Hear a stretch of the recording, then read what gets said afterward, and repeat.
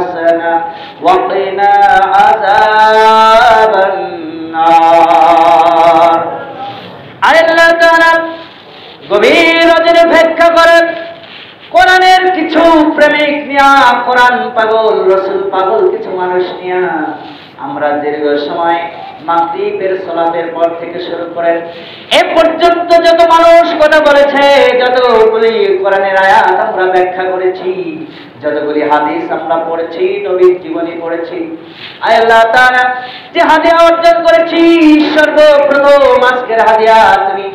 লক্ষ কোটি গুণ বানায়া দাও। আল্লাহ তাআলা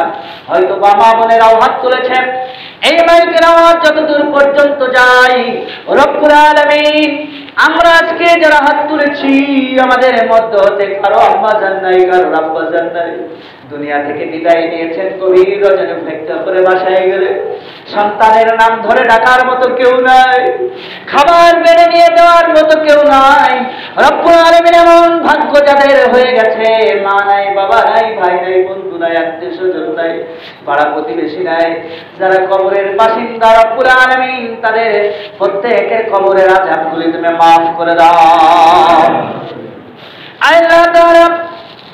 আমরা যে হাবিবের সামনে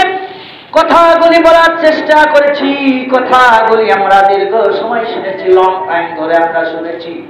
রব্বুল আলামিন আমরা তো মানুষ, আমাদের যদি কোনো মিসিং হয়ে যায়, ভুল ইনফরমেশন যদি আমরা দিয়ে ফেলি, আজকের এই রহেলাপুরবাসী, এই যশোর সদরবাসীর মগজ থেকে তুমি তা মিটায়া দাও। রব্বুল আলামিন আল্লাহ তাআলা আমাদের জিন্দেগি ভর যেন যতদিন হাত থেকে সুস্থ থাকি আমরা যেন 5 ওয়াক্ত সালাত আদায় করতে পারি, সেই রহমত আমাদের দিয়া দাও। আমরা যেন শাহরু রমাদানের রোজা পালন করতে পারি, সেই তৌফিক দাও। সর্বোপরি তোমার জমিনে বসত করে, তোমার আসমানের নিচেই বসত করে, তোমার জিহ্বা দিয়ে কথা বলে, তোমার দেওয়া সুস্থ শরীর নিয়ে ঘুরে ফিরে তোমার নবীর দল যেন আমরা করতে পারি, নবীর দেখানো দল যেন আমরা করতে পারি, কোরআন দিয়ে পরিচালিত দল যেন আমরা করতে পারি, ওলামা কেরামের সাথে যেন আমরা থাকতে পারি, সেই তৌফিক দিয়া দাও। রব্বুল আলামিন আল্লাহ তাআলা বাংলার জমিনকে মদিনার সনদ অনুযায়ী চলে এরকম একটি সমাজ দেখার তৌফিক দাও, যারা দিন রাত পরিশ্রম করে, সময় দিয়ে, মেধা দিয়ে, বুদ্ধি দিয়ে, পরামর্শ দিয়ে যারা দিনের কল্যাণে কাজ করে যাচ্ছে, রব্বুল আলামিন তাদের মেহনতকে তুমি কবুল এবং মঞ্জুর করে নাও। আজকের এলাকার প্রোগ্রামে যারা সময় দিয়ে, বুদ্ধি দিয়ে, টাকা দিয়ে, শ্রম দিয়ে, মেধা দিয়ে আয়োজন করেছে, তাদের প্রত্যেককে তুমি কামিয়াবি হাসিল করার তৌফিক দাও। আল্লাহ তাআলা তাদের ঈমানকে ভরপুর করে দাও।